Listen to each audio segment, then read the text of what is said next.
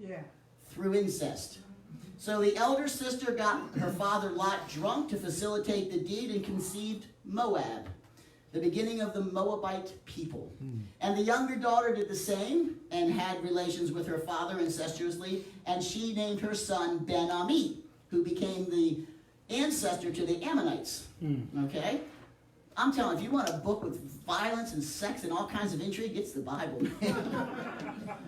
But in an obvious allusion to Moab, the Septuagint renders the Greek there as from my father.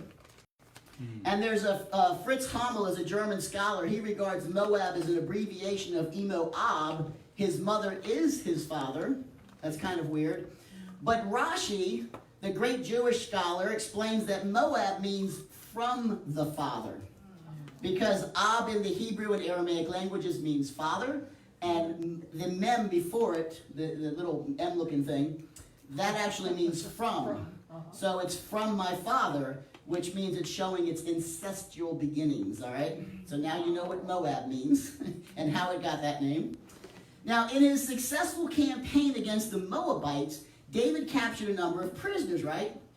And through a policy that would be highly controversial for our military today, okay, and seriously condemned, David eliminated any serious threat of another near military campaign by these guys, by the surviving Moabites. So David made the men lay down on the ground, and because we had kids and they said they liked the Lego ones. Oh, that's too The ones with the red are killed. The other ones are going, man, what? But what he did was he had all the captured people lay on the ground, and he had a cord. And he would measure off, and every 2 prisoners would be put to death, but the third length would be released. Now, there's no other parallel against this in the scriptures. There's nothing even close to what this happening anywhere in the scriptures. But consider this. In spite of all appearances, such an action was probably considered somewhat compassionate. In contrast to the option of killing every prisoner or selling them off as slaves to foreign countries. After all, many of David's enemies were always allowed to live with their families. And David's decision here, okay, his actions certainly benefited the Israeli community because the survivors could go back to the fields of Moab and they would produce seeds and livestock again, and the portion would be given to David annually as tribute. So, lastly, with respect to Moab, the king of Moab, you remember he showed David great favor by allowing his parents to take refuge with him? When he was on the run from King Saul, when Saul was trying to kill him, you know, from here David went to Mitzpah in Moab and asked the king, please let my mother and father come and stay with you until I learn what will God do for me. So the king allowed his parents to stay with him. So David was actually showing a bit of compassion by allowing every third cord of them to live. He could have killed them all. That would have been perfectly acceptable in his day. All right, 2 Samuel 8:3-4. Moreover, David defeated Hadaezer, son of Rahab, the king of Zobah. And when he went to restore his monument at the Euphrates River, David captured 1,000 of his chariots, 7,000 of his charioteers, and 20,000 foot soldiers. He hamstrung all but 100 of the horses. Hadaezer, meaning Hada helps. Ezer, if you look at an Eshet Hayil, a woman of valor, it says she's an Ezer, a helper, okay, because she is there with her husband. But he was a Syrian king, an Aramaean kingdom that may have been in the valley of Bequa. I'm sorry, I didn't switch the thing for you. So they might have been in the valley of Bequa in Lebanon, which extended along the eastern side of the anti-Lebanon mountains, reaching Hamath to the north. So David's victory using Israelite infantry against a powerful force of cavalry and chariots shows again his great military genius and that God was with him. Because you can't normally defeat this kind of power. And following the example we see again, the whole Bible's connected. In Joshua, right? Joshua, he says David hamstrung the chariot horses. Now, I don't know if you guys are familiar with hamstringing, but this refers to the cutting of a tendon in the foot or the knee of the horse, which makes it impossible for the animal to be used in war again. think in modern military times. Let's say that our military defeats and captures many enemy tanks. And the military couldn't use the tanks, they couldn't move the tanks, so they would have our soldiers disable the tanks, so the tanks would not be able to be used against them. You see, at this time in Israel's history, they didn't use horses for war. So in disposing of the captured military resources, David hamstrung the horses, all but 100 of the chariot horses. And he probably did this for 3 reasons. Probably 3 good reasons. First and foremost, the Torah, the Bible, prohibits kings of Israel from acquiring great numbers of horses, right? Deuteronomy 17:16.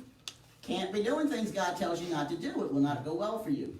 Second, and probably most practical, the Israelite kingdom was not equipped to maintain thousands of horses. I mean, they had neither the facilities nor the government employees necessary to care for all these animals. And third, chariots, and therefore chariot horses, were not really useful for military purposes in much of Israel's heartland because of the terrain. So the cost versus benefit terms, they were a bad investment for the nation of rugged hills and brush. But whenever the Lord commands us, whenever Yahweh gives us a command that seems frivolous or unreasonable, we need to study it just a little more closely. So the Lord always does what is right? That's what he says right in Genesis. He says, far be it from you, you shall not judge all of the earth and do it right. So we know the Lord always does right, okay? So regardless of how the situation looks to us in today's humanity and our limited human vantage point, we know that the Lord is always righteous. So the law of Moses had forbidden Israel to acquire or multiply the horses, right? In Deuteronomy 17:6 that we saw that. Now in the days of Solomon, he violated this injunction scandalously, okay? And it didn't go well for Solomon, did it? No. Now the divine command was to prevent Israel's use of horses, likely for the following reasons. These animals had to be obtained by Israel's pagan neighbors.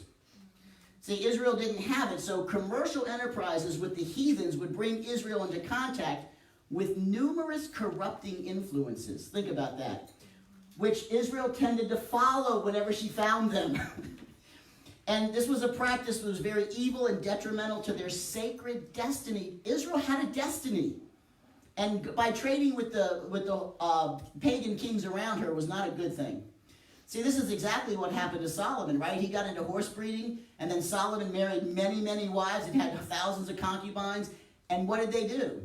They led him astray. He left the God of Israel. Now, repeatedly, Yahweh had promised his people that he would be with them against their enemy. See, the Lord wanted the confidence of the Israelites grounded in him, not in some kind of strength of sophisticated military implements or animals.